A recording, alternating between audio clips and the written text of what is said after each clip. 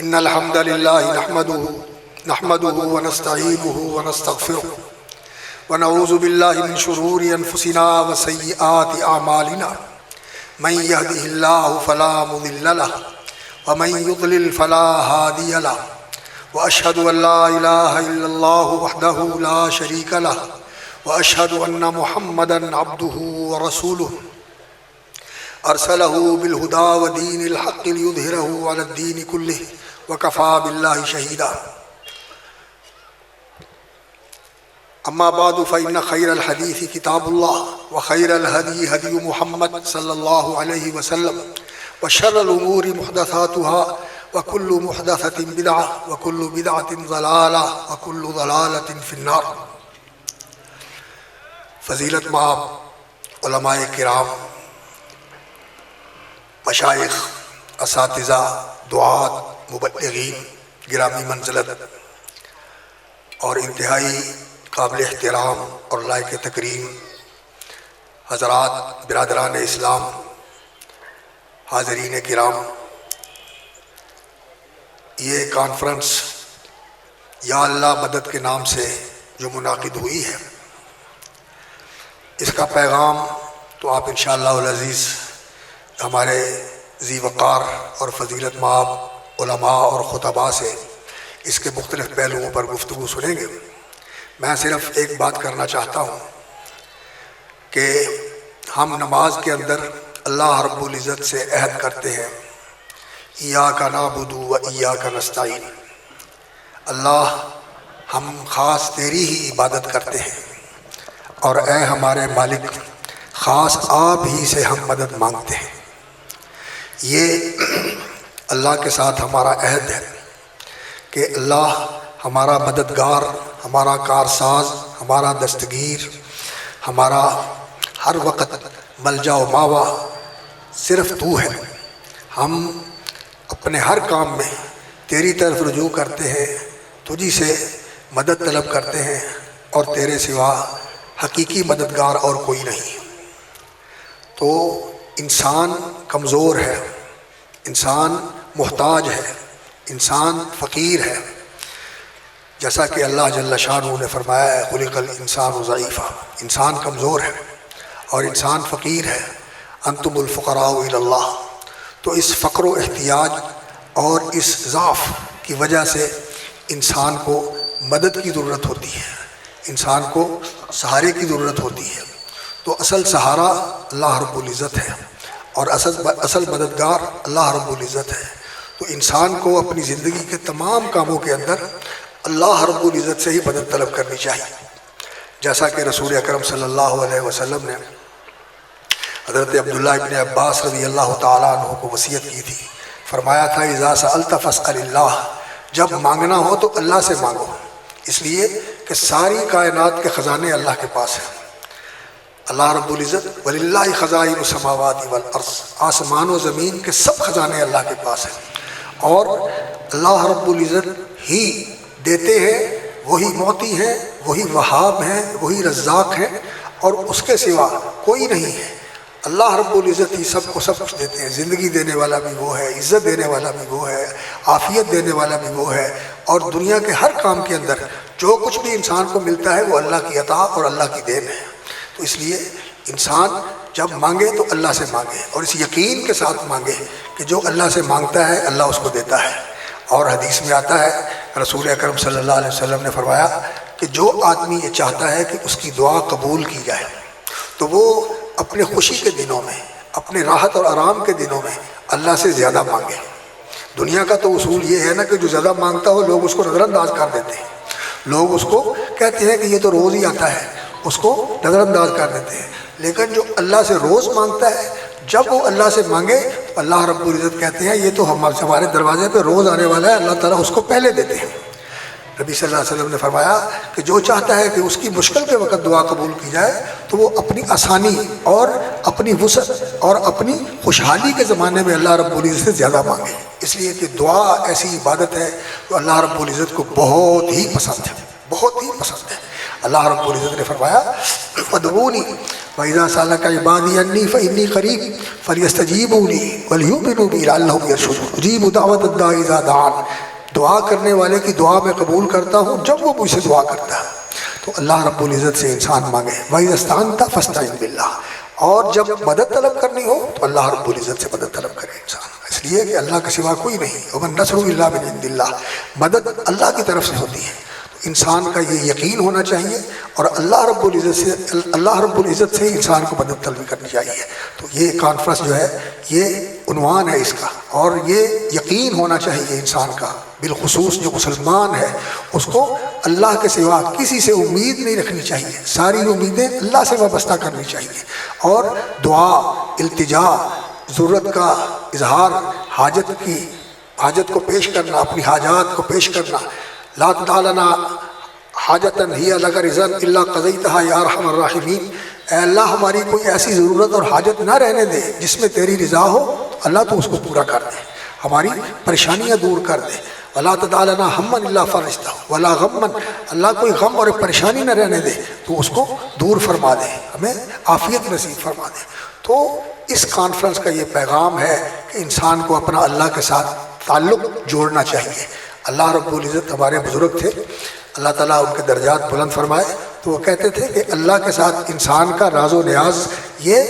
ایسا ہونا چاہیے کہ انسان جس وقت اللہ رب العزت کے سامنے آئے اور اس کے سامنے جھولی اور ہاتھ پھیلائے تو اللہ رب العزت متوجہ ہوتے ہیں۔ تو وہ پنجابی زبان میں کہا کرتے تھے کہ اللہ کے ساتھ بندے کی بکل کھلی ہونی چاہیے، یعنی اللہ کے ساتھ انسان کا راہ و رسم ہونا چاہیے، بندگی اور انابت کا انسان کا اللہ کے ساتھ تعلق ہونا چاہیے۔ یہی تعلق انسان کا اصل سہارا ہے، اللہ کے ساتھ محبت کا تعلق، اللہ کے ساتھ اللہ کی تعظیم کا تعلق، اللہ کے ساتھ اللہ اکبر اس کی کبریائی اور عظمت کا تعلق، یہ انسان کے دل پہ اس طرح حاوی ہو، اس طرح مستولی ہو کہ انسان کا دل اس کی عظمت و جلال کے سامنے ہر وقت دبا ہوا ہو، ہر وقت بچھا ہوا ہو۔ اللہ رب العزت کی ذات بہت ہی اعلیٰ اور برتر ہے، عظیم ہے اللہ رب العزت، اور اللہ سب سے بڑا ہے، اور اللہ رب العزت ساری کائنات اس کی محتاج ہے اور وہ کسی کا محتاج نہیں، نہ عرش کا، نہ کرسی کا، نہ فرشتوں کا، نہ انسانوں کا، کوئی چیز ایسی نہیں ہے اللہ جس کا محتاج ہو۔ ان اللہ غنی عن العالمین،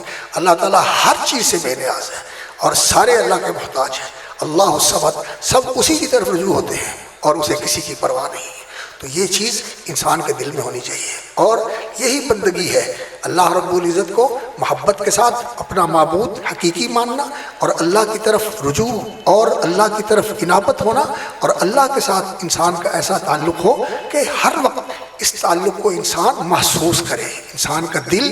اس کے ساتھ سرشار ہو، اور انسان کی زبان اس کے ساتھ تر ہو اللہ کے ذکر کے ساتھ، اور انسان کا رواں رواں اور انسان کا انگ انگ اور انسان کے جسم کا ریشہ ریشہ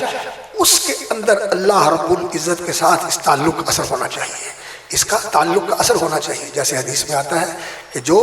اللہ رب العزت کے رب ہونے پہ راضی ہے اور محمد الرسول اللہ صلی اللہ علیہ وسلم کے نبی اور رسول ہونے پہ راضی ہے، اور اللہ رب العزت کے دین اسلام کے اوپر راضی ہے کہ یہ میرا دین ہے، تو ایسا آدمی وہ اسلام کا مزہ چکھتا ہے، اس کو ایمان کے اندر لذت محسوس ہوتی ہے، اس کو ایمان کا مزہ آتا ہے، اور ایمان سے وہ لطف اور لذت اور فرحت محسوس کرتا ہے۔ اور اللہ اکبر، ایمان کی شیرینی جو ہے وہ اس بات سے انسان کو حاصل ہوتی ہے کہ انسان اپنے دل میں سب سے زیادہ محبت اللہ رب العزت کے ساتھ محسوس کرے، اور پھر محمد الرسول اللہ صلی اللہ علیہ وسلم کے ساتھ انسان کی خالص محبت ہو۔ اس لیے اللہ رب العزت خالق ہے، مالک ہے، رازق ہے، منعم ہے، محسن ہے، معطی ہے، وہاب ہے، اور اپنے بندوں کے اوپر بہت ہی مہربان ہے، رحیم و کریم ہے، ہر وقت نوازتا ہے اور ہر وقت پردہ پوشیاں فرماتا ہے، ہر وقت درگزر فرماتا ہے، ہر وقت موقع دیتا ہے، مہلت دیتا ہے، ایک کے بعد دوسرا، دوسرے کے بعد تیسرا، جلدی پکڑتا نہیں ہے۔ اللہ اکبر۔ وَإِنَّ رَبَّكَ لَذُو مَغْفِرَةٍ لِلنَّاسِ عَلَىٰ ظُلْمِهِمْ، لوگوں کی ظلم زیادتیوں کے باوجود اللہ رب العزت ان کی پردہ پوشی بھی فرماتا ہے اور ان کی بخشش بھی فرماتا ہے۔ اللہ کے ساتھ انسان کا محبت کا تعلق ہونا چاہیے، اور محمد الرسول اللہ صلی اللہ علیہ وسلم وہ بھی ہمارے محسن ہیں، وہ بھی ہمارے محسن ہیں، اور اتنی ان کی اپنی امت کے لیے محنت ہے، اللہ سے دعائیں کی ہیں اور اپنی امت کے لیے اللہ سے مانگا ہے، اور اس امت کی خیر خواہی کے لیے جس قدر وہ اللہ اکبر ہر وقت یہ چاہتے تھے کہ میری امت خیر سے مالا مال ہو جائے اور میری امت اللہ رب العزت کی نعمتوں سے فیض یاب رہے، اور اللہ رب العزت اس کے ساتھ خاص رحمت کا معاملہ فرمائے۔ رسول اکرم صلی اللہ علیہ وسلم دعائیں کرتے تھے امت کے لیے، تو رسول اکرم صلی اللہ علیہ وسلم کے ساتھ انسان کی محبت ہونی چاہیے۔ اس لیے اللہ کے بعد جو اس کائنات کے اندر ہمارے لیے سب سے بڑی اور محترم ہستی ہے وہ انبیاء کی ہے، اور انبیاء میں سب سے اعلیٰ اور افضل اور برتر محمد الرسول اللہ صلی اللہ علیہ وسلم ہے، امام الانبیاء ہے اور سید ولد آدم ہے، اولاد آدم کی سردار ہے۔ تو اس لیے رسول اکرم صلی اللہ علیہ وسلم کے ساتھ سب سے زیادہ محبت کرنی چاہیے، اور پھر جس کسی سے بھی انسان محبت کرتا ہے اس محبت کی بنیاد اللہ کا تعلق ہو، دین کا تعلق ہو، ایمان کا تعلق ہو، اسلام کا تعلق ہو، اس وجہ سے اس کے ساتھ محبت کرنی چاہیے۔ جو مسلمان ہمارا بھائی ہے، اہل توحید ہے، اہل سنت ہے اور اللہ رب العزت کا فرما بردار ہے، اس کے ساتھ اس وجہ سے محبت کرنی کہ یہ اللہ کا فرما بردار ہے اور اللہ کے ساتھ اس کا معاملہ صحیح ہے، اس لیے انسان اس کے ساتھ محبت کرے۔ تو یہ جو کام کرتا ہے اللہ سے محبت، اللہ کے رسول سے محبت صلی اللہ علیہ وسلم، اور کسی کے ساتھ محبت کرتا ہے تو اللہ کی رضا کے لیے کرے، تو اس کو اللہ تعالیٰ ایمان کی حلاوت نصیب فرما دیتے ہیں، ایمان کی حلاوت اور شیرینی نصیب کر دیتے ہیں۔ اللہ تعالیٰ اس کے اندر ایمان کی مٹھاس ڈال دیتے ہیں، جو اس کی لذت اور اس کی شیرینی اور اس کی مٹھاس محسوس کرتا ہے۔ اللہ رب العزت ہمیں ایسا ایمان دے اور ایسا اپنی ذات کے ساتھ تعلق نصیب فرمائے کہ ہر وقت ہم اس تعلق کی وجہ سے سرشار رہیں، اس تعلق کی وجہ سے اللہ رب العزت ہمیں ہر وقت خوشی اور مسرت کے ساتھ شادمان رکھے، آباد رکھے۔ اللہ رب العزت ہمیں اس حقیقت سے آشنا کر دے کہ اس کائنات کا سب سے بڑا سہارا اللہ رب العزت ہے، تو ہمیں اس کو اپنا سہارا بنانا چاہیے، اس کو اللہ رب العزت کے ساتھ ہماری وابستگی اور اعتصام اور توکل اور اللہ رب العزت کے اوپر بھروسہ اور اس کے اوپر اعتماد ہمارا سب سے بڑھ کر ہونا چاہیے، اور باقی کتنی بھی چیزیں ہیں انسان کے سامنے ان کی کوئی حیثیت نہیں ہونی چاہیے۔ جب اللہ کی طرف رجوع ہو تو پھر انسان کی ساری امید کا بالکل ارتکاز اور اس امید کی وابستگی اللہ کی ذات سے ہونی چاہیے، اور اسباب کے اوپر بالکل نظر نہیں ہونی چاہیے۔ اسباب اللہ رب العزت کے محتاج ہیں، ان کو مؤثر بنانا اللہ رب العزت ہی جب چاہتے ہیں سبب کو نتیجہ خیز اور مؤثر بنا دیتے ہیں، وگرنہ سبب موجود ہوتے ہیں لیکن کام نہیں ہوتا۔ تو اس لیے اسباب کے اوپر بھی اللہ رب العزت کا کنٹرول ہے، ہمیں ترک اسباب بھی نہیں کرنا چاہیے۔ ترک اسباب جو ہے یہ جہالت ہے، اور اسباب پر بھروسہ کرنا یہ شرک ہے۔ اللہ رب العزت خالق الاسباب بھی ہے، مسبب الاسباب بھی ہے، اور اسباب کے نتیجے میں جو کچھ ملتا ہے یہ بھی اللہ رب العزت ہی دیتا ہے۔ تو ہمیں ہر چیز سے بے نیاز ہو کر اللہ رب العزت کی ذات پر ایسا اعتماد اور یقین ہونا چاہیے کہ اللہ تعالیٰ کسی چیز کا محتاج نہیں، اور وہ جو چاہے کر سکتا ہے۔ انسان اس یقین کے ساتھ اللہ سے مانگے تو پھر اللہ رب العزت انسان کو نامراد نہیں کرتے۔ اللہ تعالیٰ اجیب دعوت الداعی اذا دعان، جیسے اللہ جل شانہ نے فرمایا کہ میں دعا کرنے والے کی دعا قبول کرتا ہوں جب وہ مجھ سے دعا کرتا ہے، لیکن دعا کی قبولیت کے لیے جس چیز کی ضرورت ہے وہ کیا ہے؟ فَلْيَسْتَجِيبُوا لِي وَلْيُؤْمِنُوا بِي، میرے اوپر ایمان رکھیں، یقین رکھیں، میرے اوپر بھروسہ کریں، میرے اوپر اعتماد کریں اور میری بات مانیں۔ اگر انسان اللہ کا فرما بردار ہو تو انسان کی دعائیں قبول ہوتی ہیں۔ تو اللہ رب العزت سے مدد طلب کرنا اور اپنی زندگی کے اندر رسول اکرم صلی اللہ علیہ وسلم کو اپنے لیے قدوہ بنانا، اسوہ بنانا، ان کے سنت کو، ان کی سیرت کو، ان کے خلق کو، ان کے رویے کو اپنی زندگی کا ایسا دستور بنانا کہ انسان اپنے آپ کو اس کے مطابق چلائے، اس کے مطابق ڈھالے۔ مجھے کہا گیا ہے کہ آپ رسول اکرم صلی اللہ علیہ وسلم کے اخلاق فاضلہ اور مکارم اخلاق کے متعلق تھوڑی سی توجہ دلائیں احباب کو۔ حقیقت یہ ہے کہ ہمارا دین اس کی بنیاد اللہ کی توحید کے اوپر ہے۔ ہمارا دین کس چیز کے اوپر قائم ہے؟ اللہ کی توحید کے اوپر۔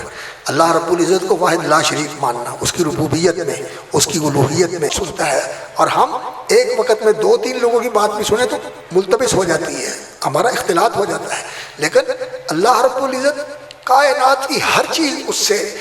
مانگے اور اس کے سامنے اپنی ضرورت اور احتیاج پیش کرے، وہ سب کی سنتا ہے، اور ایک کو سننا دوسرے سے اس کو غافل نہیں کرتا، وہ سب کی ایک ہی بار سن رہا ہے۔ تو اس معنی میں یہ نام سننے والا کسی اور کے لیے ثابت نہیں، ایسا سننا اللہ کے لیے ہے، اور اسی طرح وہ بصیر ہے، ہم دیکھتے ہیں، بہت قریب ہو تب بھی نہیں دیکھ سکتے، بہت دور ہو تب بھی نہیں دیکھ سکتے، پردہ ہو اس کے پیچھے نہیں دیکھ سکتے، لیکن اللہ رب العزت سے کوئی چیز چھپی نہیں، وہ ہر چیز کو جہاں ہے، کتنے پردوں کے نیچے ہو، کتنی تہوں کے نیچے ہو، کتنی گہرائی میں ہو، کتنی دوری پہ ہو، سب چیزیں اللہ رب العزت کے سامنے ہیں۔ اللہ تعالیٰ ہر چیز کو دیکھ رہا ہے۔ اللہ اکبر۔ تو اللہ رب العزت کے اسماء و صفات میں بھی کوئی اس کا ہمسر اور برابر نہیں، اللہ کا کوئی ہمسر اور برابر نہیں ہے۔ اور اللہ رب العزت کا جو مقام اور مرتبہ ہے، علو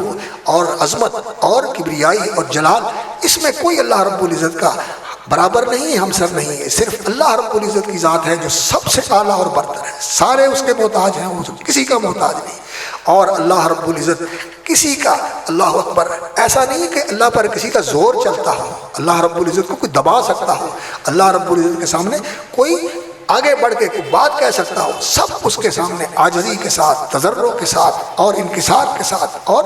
بہت زیادہ اللہ کے سامنے اپنے آپ کو کمتر اور نیچ بنا کر اللہ کے سامنے پیش کرتے ہیں۔ آپ رسول اکرم صلی اللہ علیہ وسلم کی دعاؤں پر غور کریں۔ آپ صلی اللہ علیہ وسلم سے جو دعا وہ طائف کی ایک دعا نقل کی جاتی ہے سیرت کی کتابوں میں، اللہ اکبر، رسول اکرم صلی اللہ علیہ وسلم نے طائف سے واپسی پر مانگی تھی، اللہم انی اسألک مسألۃ المسکین، اللہ میں تجھ سے مسکینوں کی طرح مانگتا ہوں، اللہ اکبر، میں فاضت لک عبرتہ ذلت لک رقبتہ، یا اللہ میرے آنسو تیرے سامنے بہہ رہے ہیں، یا اللہ میری گردن تیرے سامنے جھکی ہوئی ہے، البائس الفقیر، اور میں بالکل تہی دست ہوں اور میں محتاج ہوں، اور اللہ اکبر تو ہر چیز سے بے نیاز ہے، اور تیرا مقام اللہ اکبر بہت بلند و بالا ہے۔ رسول اکرم صلی اللہ علیہ وسلم یہ چیزیں اللہ کے ناموں کو پیش کر کے پھر اللہ سے مانگتے ہیں کہ یا اللہ تو مجھے کن کے سپرد کر رہا ہے، میرے اپنے جنہوں نے ماتھے پہ تیوریاں چڑھائی ہوئی ہیں، اور دوسرے جو میرے دشمن ہیں ان کو تو نے میرا مالک بنا دیا ہے، اللہ تو نے جیسے کیا ہے میرے ساتھ، اگر تو اس پہ راضی ہے تو میں راضی ہوں، لیکن یا اللہ میں تجھ سے عافیت کا سوال کرتا ہوں، تیری عافیت میں اور تیری رحمت میں بڑی وسعت ہے، یا اللہ تو مجھے اپنی رحمت کی آغوش میں لے لے، اور یا اللہ مجھے عافیت دے دے، اور میں تیری پناہ میں آتا ہوں۔ تو یہ مفہوم میں نے ذکر کیا اس دعا کا، پورے الفاظ تو میں نے ذکر نہیں کیے، لیکن مفہوم اس کا یہ ہے۔ تو رسول اکرم صلی اللہ علیہ وسلم جو اللہ رب العزت کے بہت ہی مقرب تھے، سب سے اعلیٰ، سب سے محبوب، سب سے مقرب اللہ کے محمد الرسول اللہ صلی اللہ علیہ وسلم، اس لیے آپ صلی اللہ علیہ وسلم کا مقام سب سے اونچا ہے۔ معراج پہ بھی تشریف لے گئے، سب سے اوپر چلے گئے، سدرۃ المنتہا تک چلے گئے، باقی سارے انبیاء نیچے تھے، آپ صلی اللہ علیہ وسلم اوپر چلے گئے، اور اللہ رب العزت کے سامنے اللہ رب العزت کے حضور چلے گئے، آپ کے درمیان اور اللہ کے درمیان صرف نور کا پردہ تھا، آپ صلی اللہ علیہ وسلم نے اس پردے کے پیچھے سے اللہ سے ہم کلام ہوئے، اور اللہ رب العزت نے آپ کو چیزیں دی، نماز دی، اور یہ آپ صلی اللہ علیہ وسلم کو عطیہ دیا کہ آپ کی امت میں سے جو بندہ شرک نہیں کرے گا میں نے اس کو معاف کر دیا، میں نے اس کے کبیرے گناہ بھی معاف کر دیے۔ اور اللہ رب العزت نے کچھ اور بھی چیزیں آپ صلی اللہ علیہ وسلم کو دی، یہ سورہ بنی اسرائیل کے اندر سارا رسول اکرم صلی اللہ علیہ وسلم کے اسراء اور معراج کا واقعہ اللہ نے ذکر کیا ہے، معراج کی وصایا ذکر کیے ہیں، اس کے عطیات ذکر کیے ہیں، اور پھر اس کے بعد آپ صلی اللہ علیہ وسلم کا جو عروج اور اقبال اور آپ صلی اللہ علیہ وسلم کی عظمت اور ترقی کا سفر شروع ہوا، پھر وہ زمین کے اوپر آپ صلی اللہ علیہ وسلم نے ہجرت کی، اور مدینے کے اندر آپ صلی اللہ علیہ وسلم جا کے جب فروکش ہوئے، اور وہاں سے پھر یہ دین پھیلا، اور آج تک یہ دین قائم ہے۔ یہ اللہ رب العزت نے اس معراج کے بعد آپ صلی اللہ علیہ وسلم کو اقبال اور عروج عطا فرمایا۔ تو رسول اکرم صلی اللہ علیہ وسلم کا مقام بڑا اونچا تھا، اس لیے رسول اکرم صلی اللہ علیہ وسلم کے ساتھ محبت کرنی چاہیے، اور آپ کے ساتھ محبت کا یہ تقاضا ہے کہ ہماری زندگی کے اندر رسول اکرم صلی اللہ علیہ وسلم کی زندگی کی جھلک آئے، ہمارے اخلاق کے اندر رسول اکرم صلی اللہ علیہ وسلم کے اخلاق کا پرتو ہو، اس کا عکس ہو، ہمارا اخلاق رسول اکرم صلی اللہ علیہ وسلم کے اخلاق جیسا ہو، جیسا کہ اللہ جل شانہ نے فرمایا ہے لقد کان لکم فی رسول اللہ اسوۃ حسنہ، تمہارے لیے رسول اکرم صلی اللہ علیہ وسلم کی ذات گرامی بہترین نمونہ عمل ہے، بہترین رول ماڈل ہے، بہترین نمونہ عمل ہے، بہترین طرز زندگی ہے رسول اکرم صلی اللہ علیہ وسلم کا۔ انسان ہونے کے حوالے سے آپ صلی اللہ علیہ وسلم سب سے افضل اور سب سے اعلیٰ انسانی صفات کے حامل، اور جتنے انسانی کمالات ہیں ان سے متصف ایک ہی شخص ہے، اور محمد الرسول اللہ صلی اللہ علیہ وسلم۔ انبیاء بھی ایسے ہیں جن کو اللہ رب العزت ان صفات سے اور ان اخلاق سے اور ان خصائص اور ان امتیازات کے ساتھ نوازتے ہیں، وہ ان کے حامل اور ان کے پیکر ہوتے ہیں، لیکن اس کے اندر بھی اللہ رب العزت نے تفاوت رکھا ہے، تلک الرسل فضلنا بعضهم علی بعض، کوئی اونچا ہے اور کوئی اس سے اونچا ہے اور کوئی اس سے بھی اونچا ہے اور کوئی سب سے اونچا ہے۔ محمد الرسول اللہ صلی اللہ علیہ وسلم انبیاء میں بھی افضل ہے، اور آپ صلی اللہ علیہ وسلم تمام انسانوں میں سب سے افضل اور اللہ رب العزت کے مقرب ترین بندے ہیں، لیکن ہیں اللہ کے بندے، جیسا کہ رسول اکرم صلی اللہ علیہ وسلم کہ جی ہم ان کی رسالت کی گواہی دیتے ہیں، تو آپ صلی اللہ علیہ وسلم کا جو لقب اس شہادت کے اندر ہم پڑھتے ہیں، کیا پڑھتے ہیں؟ اشہد ان محمدًا عبدہ ورسولہ، اللہ کے بندے ہیں۔ اور قرآن مجید میں بھی، جہاں قرآن مجید میں اللہ تعالیٰ نے آپ صلی اللہ علیہ وسلم کا ذکر فرمایا تعظیم کے لیے، تکریم کے لیے، اور آپ کے مقام و مرتبے کے اظہار کے لیے، سبحان الذی اسریٰ بعبدہ فاوحیٰ الی عبدہ ما اوحیٰ، اور وَإِن كُنتُم فِی رَیْبٍ مِّمَّا نَزَّلْنَا عَلیٰ عَبْدِنَا، اللہ نے بندہ کہہ کر آپ صلی اللہ علیہ وسلم کا ذکر کیا، اس لیے کہ عبودیت کے مقام پر سب سے اونچا مقام محمد رسول اللہ صلی اللہ علیہ وسلم کا ہے۔ اور محمد رسول اللہ صلی اللہ علیہ وسلم کا جو اخلاق ہے، اگر ہم دیکھتے ہیں تو رسول اکرم صلی اللہ علیہ وسلم کا نبوت سے پہلے کا جو اخلاق تھا، وہ آپ کی شریک زندگی ام المومنین سیدہ خدیجہ رضی اللہ تعالی عنہ نے جب آپ صلی اللہ علیہ وسلم پر پہلی وحی آئی تو گھبرائے ہوئے تھے، تو گھر میں تشریف لائے تو سیدہ خدیجہ رضی اللہ تعالی عنہ نے آپ صلی اللہ علیہ وسلم کو تسلی دی، کیا کہا؟ کلا واللہ لا یخزیک اللہ ابدا، کلا ہرگز نہیں، اللہ کی قسم آپ کو اللہ تعالیٰ کبھی نیچا نہیں کرے گا، آپ کو اللہ رب العزت کبھی نیچا نہیں کرے گا، آپ کو سربلند اور سرفراز رکھے گا۔ انک لتقری الضیف، آپ مہمانوں کو نوازتے ہیں، ان کی مہمانداری کرتے ہیں۔ وتکسب المعدوم، جس کے پاس کچھ نہیں ہوتا، وہ تہی دست ہے، تہی دامن ہے، آپ اس کو کمواتے ہیں، یعنی اس کا سہارا بنتے ہیں، اس کے روزگار کا ذریعہ بنتے ہیں۔ اور وتحمل الکلہ، جو بالکل بے یار و مددگار اور بوجھ بنے ہوتے ہیں معاشرے کے اندر، آپ ان کے مددگار بنتے ہیں اور ان کو آپ سہارا دیتے ہیں اور ان کا بوجھ آپ اٹھا لیتے ہیں۔ اور اللہ اکبر، وتصدق الحدیث، وتصدق الحدیث، اور آپ ہمیشہ سچ بولتے ہیں، آپ سچ بولتے ہیں۔ یہ رسول اکرم صلی اللہ علیہ وسلم کا نبوت سے پہلے اخلاق تھا۔ اور عرب کا معاشرہ، اس کے اندر تو کمزوریاں تھیں، ان کے اندر خوبیاں بھی تھیں، لیکن ان کے اندر کچھ کمزوریاں بھی تھیں، لیکن آپ صلی اللہ علیہ وسلم ایسے تھے کہ جو خوبیاں تھیں وہ بدرجہ اتم آپ صلی اللہ علیہ وسلم کے ذات گرامی کے اندر موجود تھی نبوت سے پہلے بھی، لیکن جو کمزوریاں تھیں آپ صلی اللہ علیہ وسلم ان سے پاک، ان سے منزہ اور ان سے مطہر تھے۔ اللہ رب العزت نے ایسا مزاج اور ایسی عقل سلیم آپ صلی اللہ علیہ وسلم کو عطا فرمائی تھی کہ ان چیزوں کا کوئی اثر نہیں تھا رسول اکرم صلی اللہ علیہ وسلم کے اندر۔ انتہائی پاک باز، انتہائی نیک، انتہائی بلند نظر، انتہائی اعلیٰ فکر اور سوچ رکھنے والے، بہت زیادہ بصیرت رکھنے والے اور بہت زیادہ معاملات کو سمجھنے والے اور سلجھانے والے، یہ ساری خوبیاں آپ صلی اللہ علیہ وسلم کے اندر نبوت کے پہلے بھی تھی۔ اور جب آپ صلی اللہ علیہ وسلم کو نبوت مل گئی تو پھر تو ان کے اندر ایسا اللہ رب العزت نے برکت فرمائی اور ایسا آپ صلی اللہ علیہ وسلم کو اللہ رب العزت نے بڑھاوا دیا، اور اس طرح آپ صلی اللہ علیہ وسلم کو اللہ رب العزت نے اس کے اندر وسعت اور اس کے اندر عظمت عطا فرمائی کہ پھر سبھی آپ کے نیچے رہ گئے اور آپ سب سے اعلیٰ اور برتر ہو گئے۔ آپ کو صلی اللہ علیہ وسلم کو اللہ نے بہت بلندی عطا فرمائی، بہت ہی بلندی عطا فرمائی۔ آپ کے خلق عظیم کی اللہ رب العزت نے قرآن مجید میں گواہی دی، وَإِنَّكَ لَعَلَىٰ خُلُقٍ عَظِيمٍ، اور یہ خلق رسول اکرم صلی اللہ علیہ وسلم کا ہمارے لیے نمونہ ہے۔ اللہ رب العزت نے فرمایا لَقَدْ كَانَ لَكُمْ أُسْوَةٌ حَسَنَةٌ فِي رَسُولِ اللَّهِ أُسْوَةٌ حَسَنَةٌ، لَقَدْ كَانَ لَكُمْ فِي رَسُولِ اللَّهِ أُسْوَةٌ حَسَنَةٌ، تمہارے لیے رسول اکرم صلی اللہ علیہ وسلم کی زندگی یہ نمونہ ہے، اس کو اپناؤ۔ اور آج سچی بات ہے، اگر رسول اکرم صلی اللہ علیہ وسلم کی زندگی جو آپ صلی اللہ علیہ وسلم کی موجود ہے آج بھی کتابوں کے اندر، بلکہ قرآن مجید کے اندر نبی صلی اللہ علیہ وسلم کی سیرت اور آپ صلی اللہ علیہ وسلم کی زندگی کا نمونہ قرآن مجید میں ہے اور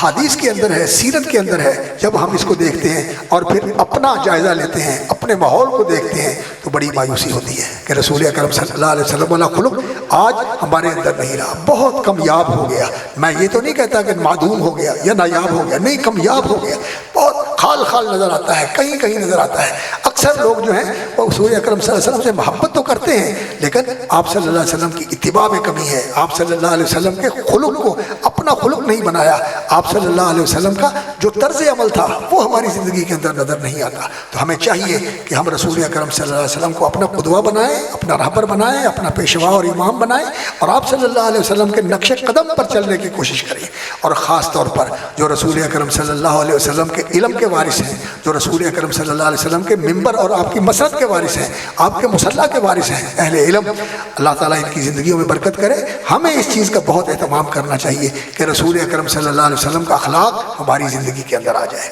جیسا کہ لوگ کہتے ہیں صحابہ کے بارے میں یہ مشہور تھا کہ عبداللہ ابن مسعود یہ رسول اکرم صلی اللہ علیہ وسلم کے اخلاق کا نمونہ تھے. کان اشبہ الناس برسول اللہ صلی اللہ علیہ وسلم فی ہدیہ و دلہ و سمتہ. رسول اکرم صلی اللہ علیہ وسلم کا طرز زندگی، آپ صلی اللہ علیہ وسلم کا چہرہ مہرہ، اور آپ صلی اللہ علیہ وسلم کی وضاقتہ، اور آپ صلی اللہ علیہ وسلم کا جو مظہر تھا، جیسے آپ صلی اللہ علیہ وسلم کا امپریشن تھا لوگوں کے اوپر، اس میں سب سے زیادہ جو رسول اکرم صلی اللہ علیہ وسلم کے مشابہت اور مطابقت رکھتے تھے وہ عبداللہ بن مسعود تھے. اور عبداللہ بن مسعود کی زندگی کا یہ رنگ کس میں نظر آتا تھا؟ ان کے شاگرد علقمہ کے اندر. اور علقمہ کا یہ رنگ کس کے اندر نظر آتا تھا؟ تو کہتے ہیں کہ ابراہیم کے اندر یہ رنگ نظر آتا تھا، اور ابراہیم کا یہ رنگ ان کے شاگرد منصور کے اندر نظر آتا تھا، اور ان کا یہ رنگ سفیان ثوری کے اندر نظر آتا تھا، اور سفیان ثوری کا رنگ وکیع کے اندر نظر آتا تھا، امام وکیع کے اندر، اور امام وکیع کا یہ رنگ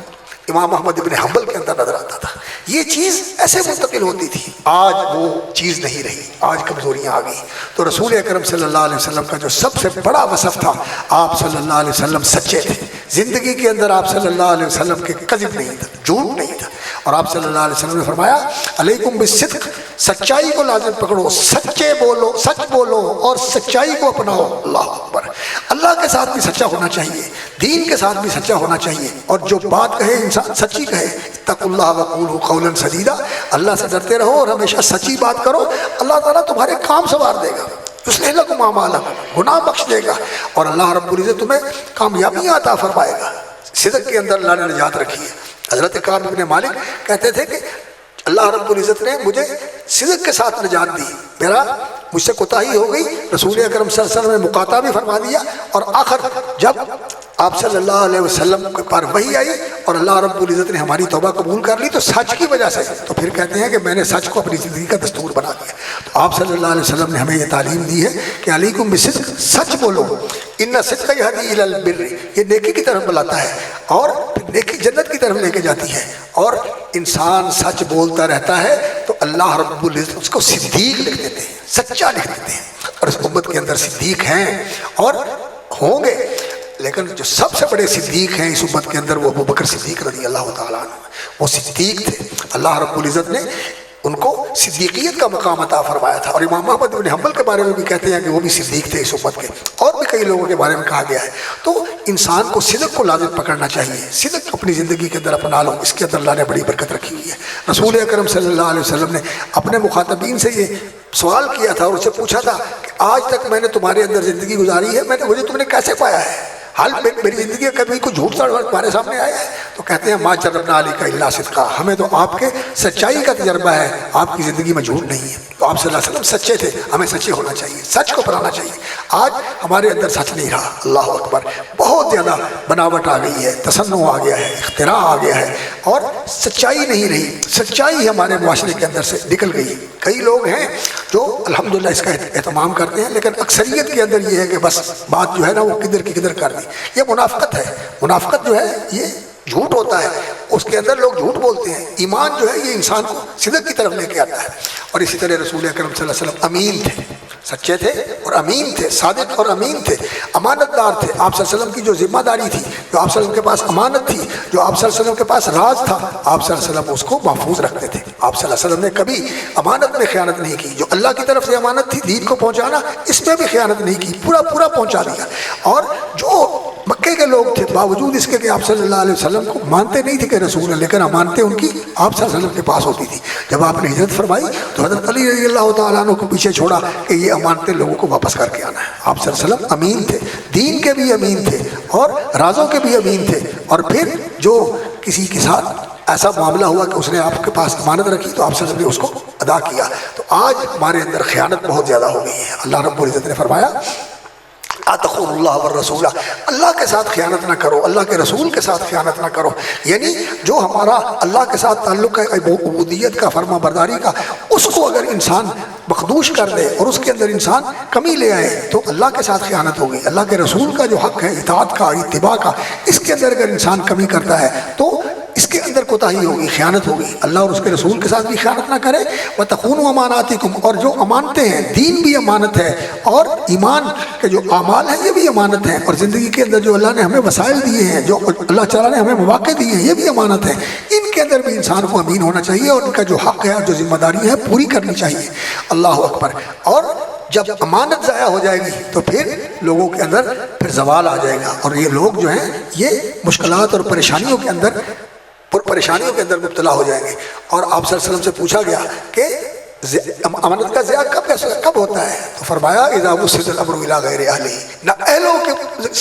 ذمہ داریاں کر دی جائے، وہ کوئی بھی ہو، کسی چیز کا اہل نہیں ہے، کسی چیز کا وہ سزاوار نہیں ہے اور اس کے لیے اس کے اندر صلاحیت نہیں ہے، تو اس کو آپ دے دیں کہ یہ میرے ملنے والا ہے یا میرے ساتھ تعلق رکھنے والا ہے، یا میری زیادہ خیال کرے گا اور میرا زیادہ رعایت کرے گا، اس لیے انسان اس کو یہ ذمہ داری سے نہیں، جو اہل ہے اور جو لائق ہے اس کو ذمہ داری دینی چاہیے، اور پھر جو ذمہ داری ملی ہے اس کو پورا کرنا چاہیے۔ ملازمت کی ذمہ داری ہو، وہ والد کی ذمہ داری ہو، وہ شوہر کی ذمہ داری ہو، وہ بیوی کی ذمہ داری ہو، وہ خاندان کے بڑے کی ذمہ داری ہو، وہ تاجر ہو، وہ کوئی بھی ہو، جو بھی ذمہ داری ہے اس کو پورا کرنا چاہیے۔ تو آپ صلی اللہ علیہ وسلم امین تھے، اور اسی طرح آپ صلی اللہ علیہ وسلم کریم تھے۔ آپ صلی اللہ علیہ وسلم کی زندگی کے اندر کرم اور سخاوت بہت زیادہ تھی۔ حضرت عبداللہ بن عباس رضی اللہ تعالیٰ عنہ کہتے ہیں کہ رسول اکرم صلی اللہ علیہ وسلم جب رمضان آتا تو پھر تو آپ کی سخاوت اور آپ صلی اللہ علیہ وسلم کے کرم کی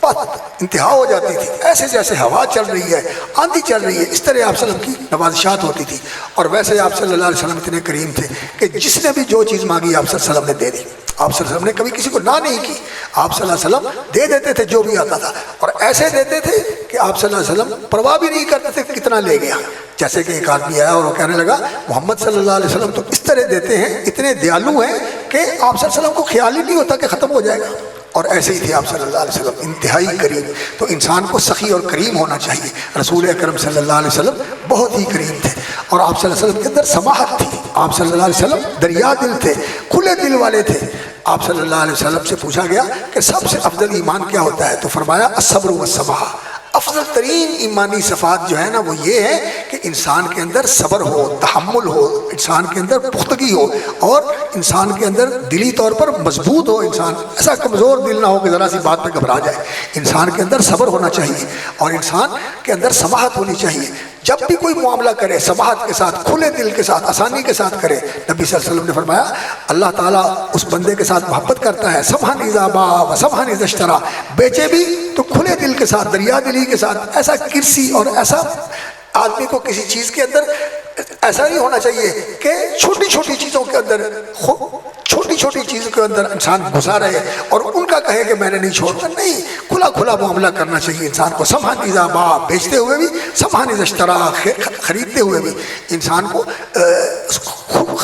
کھلے دل کا مظاہرہ کرنا چاہیے، سماحت کا مظاہرہ کرنا چاہیے۔ تو آپ صلی اللہ علیہ وسلم کو جو دین دیا گیا اس کی بھی بنیاد سماحت کے اندر ہے، اس کی بنیاد سماحت کے اوپر ہے، جیسے کہ رسول اکرم صلی اللہ علیہ وسلم نے فرمایا بعثت بالحنیفیۃ السمحہ السہلۃ البیضاء، اللہ رب العزت نے مجھے سماحت والا کھلا دین دیا ہے، جس کے اندر وسعتیں ہیں، جس کے اندر آسانیاں ہیں، جس کے اندر رخصتیں ہیں، اور یہ آسان ہے۔ اللہ رب العزت نے ہمیں دین بھی ایسا دیا ہے، تو ہمارا رویہ بھی ایسا ہونا چاہیے۔ بعض لوگ ایسے ہوتے ہیں کہ بالکل ایسے جو ہے نا وہ چھوٹی چھوٹی چیز کے اوپر جو ہے نا وہ بیٹھ جاتے ہیں اور اس کے لیے جھگڑتے ہیں، لڑتے ہیں کہ نہیں چھوٹا، نہیں، انسان کو ایسا نہیں ہونا چاہیے۔ رسول اکرم صلی اللہ علیہ وسلم بہت ہی دریا دل تھے، بہت ہی وسعت والے تھے، بہت ہی آپ صلی اللہ علیہ وسلم کرم کرنے والے تھے، یہ انسان کا ہونا چاہیے۔ اور آپ صلی اللہ علیہ وسلم کا صبر انتہا کا صبر تھا، اللہ نے بھی تعلیم دی فاصبر کما صبر اولو العزم من الرسل، جیسے عزیمت والے رسول، پختہ عزم و حوصلے والے رسول صبر کرتے رہے، آپ انہی کی طرح صبر کریں۔ واصبر وما صبرک الا باللہ، اور یہ صبر جو ہے یہی انسان کے لیے کامیابی کا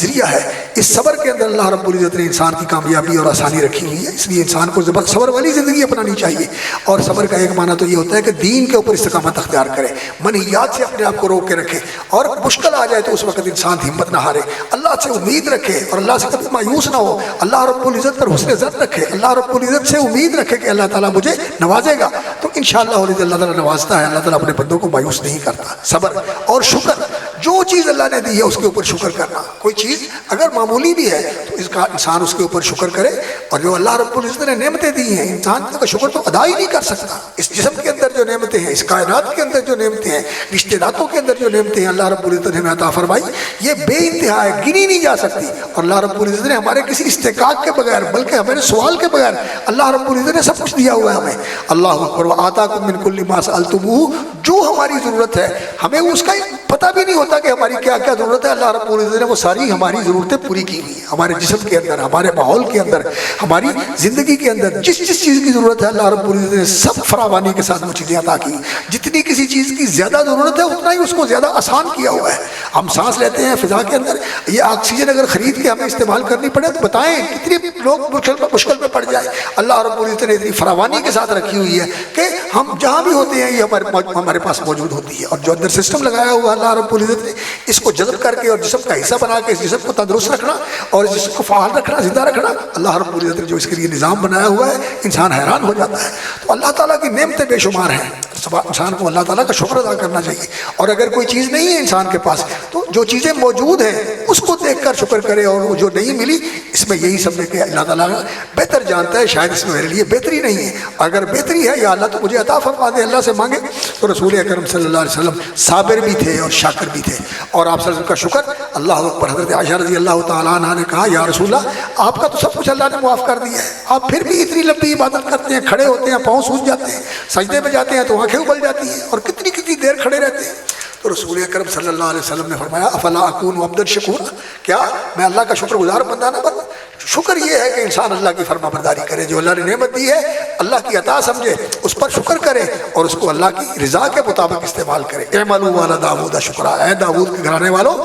عمل کرو شکر کرتے ہوئے. تو یہ شکر جو ہے یہ انسان کی زندگی کے اندر ہونا چاہیے. اور آپ صلی اللہ علیہ وسلم بہت ہی شکر کرنے والے تھے. جو چیز مل جاتی الحمدللہ الحمدللہ الحمدللہ, کپڑا پہنتے الحمدللہ, کھاتے الحمدللہ اللہ کا نام لے کر الحمدللہ, لباس پہنتے تو الحمدللہ. اور اگر کوئی ایسی چیز آ جاتی جو ناگوار ہے, پریشانی والی ہے, تو کہتے الحمدللہ علی کل حال, وہاں بھی الحمدللہ کہتے ہیں. اور یہی بتایا کہ اگر کسی کا بچہ یا کسی کا عزیز, کسی کا کوئی قریبی فوت ہو جاتا ہے تو اس پر بھی انسان الحمدللہ کہتا ہے کہ اللہ میں تیرے اوپر راضی ہوں اور میں تیری تعریف کرتا ہوں, تیری رحمت اور تیری حکمت ہی کا یہ فیصلہ ہے کہ تو نے اس کو لے لیا, یہ تیرا ہے, تیرے پاس آ گیا اور ہم نے بھی تیرے پاس آنا ہے. یہ انسان کا مزاج ہونا چاہیے کہ ایسے موقع پر بھی اللہ کی حمد ہی کرے اور اللہ کا شکر ہی کرے انسان. تو رسول اکرم صلی اللہ علیہ وسلم کی زندگی صبر و شکر کا بہترین نمونہ تھی. اور یہ انسان کی زندگی کا امتحان ہے کہ انسان صبر کرتا ہے یا بے صبرا ہوتا ہے, اور جزا فضا کرنے والا اور اللہ کا شکوہ کرنے والا اور اللہ کے بارے میں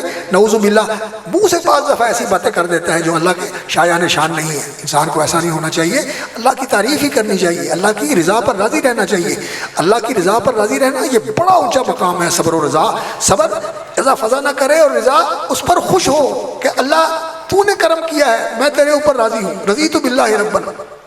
صبر و رضا. اور شکر و وفا, شکر اللہ رب العزت کا, اور اس کے ساتھ انسان اللہ کا وفادار ہے. مال ملا پہلے دعائیں کرتا ہے, پہلے التجائیں کرتا ہے, لوگوں سے بھی دعائیں کرتا ہے. جب پیسہ آ گیا, جب کامیابیاں مل گئی تو پھر اللہ سے غافل ہو جاتا ہے, اللہ کو بھول جاتا ہے. نہیں, شکر گزار بھی ہو اور وفادار بھی ہو, اللہ کا وفادار ہو, ہر موقع پر اللہ تعالیٰ کے ساتھ جڑا رہے, اللہ کے سامنے جھکا رہے, اللہ سے مانگنے والا ہو, اللہ کی تعریف کرنے والا ہو. ایسا ہونا چاہیے انسان کو. اور رسول اکرم صلی اللہ علیہ وسلم کے اخلاق کا جو بہترین نمونہ تھا وہ تھا شرم و حیی کریم. رسول اکرم صلی اللہ علیہ وسلم نے فرمایا اللہ رب العزت بھی بڑے حیا والے ہیں, اللہ بھی حی کریم, ستیر, پردہ پوشی فرمانے والے ہیں اور بہت ہی حیا والے ہیں. اور اللہ رب العزت کریم ہے, اور رسول اکرم صلی اللہ علیہ وسلم بہت ہی شرم و حیا والے تھے. آپ صلی اللہ علیہ وسلم, کوئی کنواری بیٹی جس نے کبھی باہر نکل کے کسی نے اس کو دیکھا نہیں ہے, جتنی وہ اپنے گھر میں بیٹھی ہوئی شرم و حیا والی ہوتی ہے, نبی صلی اللہ علیہ وسلم اس سے بھی بڑھ کر شرم و حیا والے تھے. اور رسول اکرم صلی اللہ علیہ وسلم نے فرمایا کہ ہر دین کا کوئی خلق ہوتا ہے جو اس کا امتیاز ہوتا ہے, اور اسلام کا جو امتیازی خلق ہے وہ شرم و حیا ہے. آج ہمارے معاشرے میں حیا ختم ہو گیا, بڑے کا حیا نہیں, چھوٹے کا حیا نہیں, اوپر والے کا حیا نہیں, اور اس طرح فحاشی اور اس طرح جو ہے نا عریانی اور اس طرح بے راہ روی پھیلتی چلی جا رہی ہے کہ انسان کو شرم آتی ہے کہ ہمارا معاشرہ کدھر جا رہا ہے. اللہ کے رسول صلی اللہ علیہ وسلم نے فرمایا ہے کہ انسان کو فحش سے بچنا چاہیے. اللہ رب العزت لا تقربوا الفواحش ما ظهر منها وما بطن، کھلی اور چھپی بے حیائی کی چیزوں سے انسان کو بچنا چاہیے، اور اللہ رب العزت سے دعا کرنی چاہیے کہ اللہ تعالیٰ ہمیں ان چیزوں سے محفوظ رکھے۔ اللہم جنبنا الفواحش ما ظهر منها وما بطن، کھلی اور چھپی بے حیائی سے یا اللہ ہمیں محفوظ فرما، اور ہمارے معاشرے کو بھی اس سے محفوظ فرما۔ اور نبی صلی اللہ علیہ وسلم بد زبان نہیں تھے، آپ کی زبان پر کبھی کوئی گالی نہیں آئی، آپ صلی اللہ علیہ وسلم کی زبان پر کبھی بھی کوئی ایسا نازیبا کلمہ نہیں آیا، آپ صلی اللہ علیہ وسلم کی زبان پاکیزہ تھی۔ لم یکن فاحشا ولا متفحشا، آپ صلی اللہ علیہ وسلم ایسے نہیں تھے کہ ان کی زبان پر کوئی ایسا کلمہ چڑھا ہوا ہو یا وہ تکلفا اور عمدن ارادتاً اس کا اظہار کریں کہ کسی کو برا کہیں۔ آپ صلی اللہ علیہ وسلم کی زبان سے کبھی کوئی ایسی بات نہیں نکلی، اور آپ صلی اللہ علیہ وسلم بہت ہی خاموش رہنے والے تھے، زیادہ وقت خاموش رہتے تھے، اور خاموشی کے اندر اللہ کا ذکر کرتے تھے۔ آپ صلی اللہ علیہ وسلم زندگی کے اندر بسیار گو نہیں تھے، آپ صلی اللہ علیہ وسلم تھوڑی بات کرتے تھے، اور جو بات کرتے تھے بڑے مغز ہوتی تھی، معانی کے ساتھ لبریز ہوتی تھی۔ تو آپ صلی اللہ علیہ وسلم زیادہ گفتگو نہیں کرتے تھے، انسان کو بہت کم بولنا چاہیے، ہاں اللہ کا ذکر کرنا چاہیے۔ رسول اکرم صلی اللہ علیہ وسلم کان یذکر اللہ علی کل احیانہ،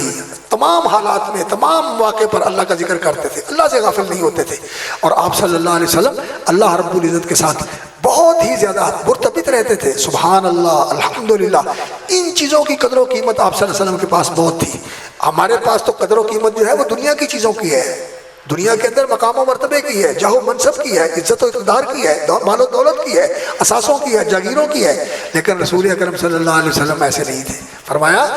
رسول اکرم صلی اللہ علیہ وسلم نے لا نقول سبحان اللہ والحمد للہ ولا الہ الا اللہ واللہ اکبر، یہ کلمات میں پڑھ لوں احب الیہ مما طلعت علیہ الشمس، جس پر سورج کی روشنی پہنچتی ہے اور سورج کی دھوپ جہاں تک پہنچتی ہے، وہ ساری چیزوں سے مجھے یہ زیادہ محبوب ہے کہ میں سبحان اللہ والحمد للہ ولا الہ الا اللہ واللہ اکبر پڑھ لوں۔ یہ رسول اکرم صلی اللہ علیہ وسلم کی پسندیدہ چیز تھی۔ اور آپ صلی اللہ علیہ وسلم کو اللہ رب العزت نے اس دنیا کے بارے میں یہ سوال کیا اور اختیار دیا، اور آپ صلی اللہ علیہ وسلم سے استفسار کیا کہ اگر آپ چاہتے ہیں تو آپ کے لیے وہ پہاڑ سونے کا بنا دیتے ہیں، آپ چاہتے ہیں تو آپ کو جتنی لمبی عمر چاہیے دے دیتے ہیں، آپ چاہتے ہیں تو آپ کے لیے ہم ایسے سونا اور چاندی جو ہے نا وہ آپ کے ساتھ دے دیتے ہیں کہ آپ کے جہاں جہاں جائیں آپ کے ساتھ سونا چاندی جائے۔ تو رسول اکرم صلی اللہ علیہ وسلم مجھے نہیں چاہیے، میں تو مسکین بن کے زندگی گزارنا چاہتا ہوں۔ احیینی مسکینا وامیتنی مسکینا، مسکینی والی زندگی نصیب فرما، اور ایسی حالت میں ہی دنیا سے لے جانا، اور قیامت والے دن بھی مجھے ان کے ساتھ کھڑا کرنا۔ جاہ و جلال اور حشمت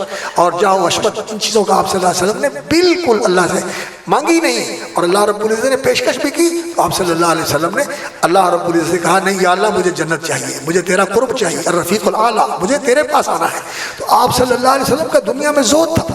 دنیا کے زاہد تھے آپ صلی اللہ علیہ وسلم، اور دنیا کی کوئی چیز بھی آپ صلی اللہ علیہ وسلم کے دل میں نہیں اتری۔ آپ صلی اللہ علیہ وسلم کے دل میں جنت تھی، اللہ کا قرب تھا، اور اللہ کے ہاں آپ صلی اللہ علیہ وسلم کے مقام و مرتبے کی بلندی تھی۔ بس مجھے یہ مل جائے، اللہ مجھے اپنے قریب سے قریب کر لے اور اللہ تعالیٰ مجھے نواز دے، یہی آپ صلی اللہ علیہ وسلم کا مقصود تھا۔ اور اہل علم کو بھی اسی چیز کو ملحوظ رکھنا چاہیے، جیسا کہ نبی صلی اللہ علیہ وسلم نے فرمایا اذہب فی الدنیا یحبک اللہ، دنیا سے دل اٹھا لو، اللہ کے محبوب بن جاؤ گے، وازہد فیما فی ایدی الناس، اور جو لوگوں کے پاس ہے اس سے بھی بے نیاز ہو جاؤ، تو انشاءاللہ یہ لوگ بھی تمہاری عزت کریں گے۔ تو ہمیں حریص نہیں ہونا چاہیے، اور اللہ کے اوپر بھروسہ اور اعتماد کرنا چاہیے، اور جب مانگنا ہو تو اللہ سے مانگیں۔ جب پھر انسان ایسا ہو جاتا ہے کہ لوگوں سے توقع ختم کر کے اللہ کے ساتھ جڑ جاتا ہے، تو پھر اللہ رب العزت ایسے آدمی کو مایوس نہیں کرتا، اللہ تعالیٰ اس کی مدد کرتا ہے۔ اللہ رب العزت سے ہم دعا کرتے ہیں کہ اللہ تعالیٰ ہمیں رسول اکرم صلی اللہ علیہ وسلم کی زندگی کو اپنی زندگی کے اندر لانے کی توفیق عطا فرما دے، آپ صلی اللہ علیہ وسلم کے نقش قدم پہ چلا دے۔